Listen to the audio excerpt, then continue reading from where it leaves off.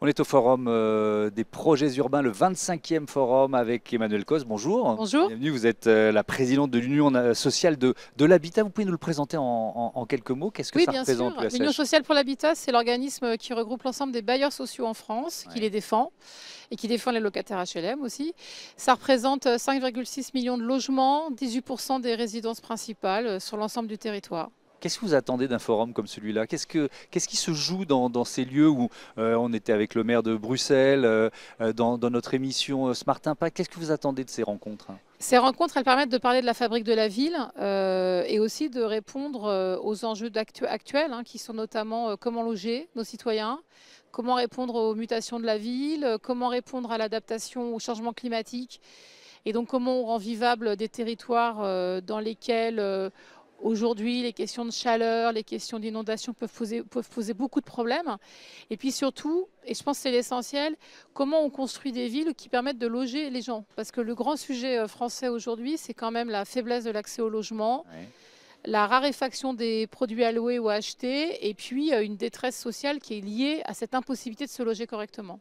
Qu'est-ce que vous attendez aujourd'hui? Alors, on est dans une période d'incertitude et d'instabilité politique, mais qu'est-ce que vous et plus généralement vos interlocuteurs attendent du gouvernement aujourd'hui?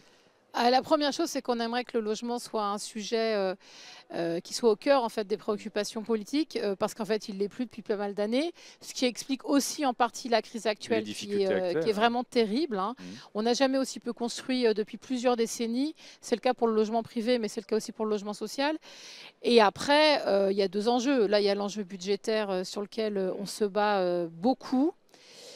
La bataille est Pour pas loin être d'être. sacrifié?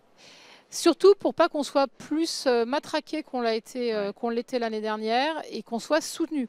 Aujourd'hui, le logement social, il va porter la moitié des constructions nouvelles. Parce que la construction privée s'est complètement effondrée. Mhm. Donc si nous, on ne joue pas notre rôle, en fait, il ne va plus rien se passer.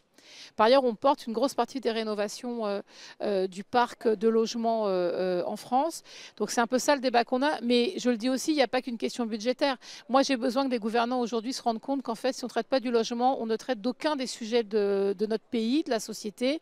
On voit le ressentiment très fort qui s'exprime.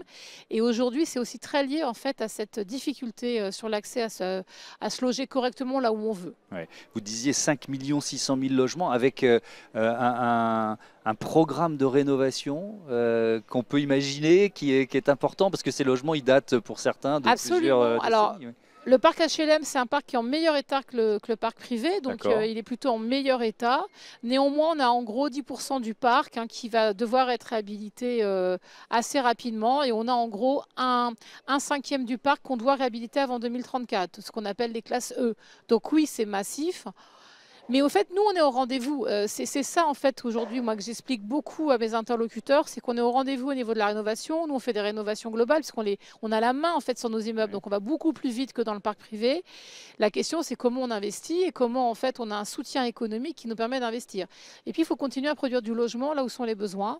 Donc, là, cette année, on espère produire 100 000 nouveaux logements sociaux. Ce n'était pas le cas les années précédentes, donc il faut qu'on avance. Ouais. Et c'est des logements, on va terminer là-dessus, que vous produisez complètement différemment de ce qui a pu être fait il y a 15 ou 20 ans, par exemple. C'est-à-dire qu'on intègre des normes climatiques, Bien une sûr. conception même du logement, de son orientation au Bah, soleil, etc. Ça, les ça a gens ont un vraiment peu changé. l'oublié parce qu'on a toujours une image très déformée du Mm. logement social, mais déjà dans les grandes années de la production de logement social, on produisait des logements de meilleure qualité que le parc privé. Ouais.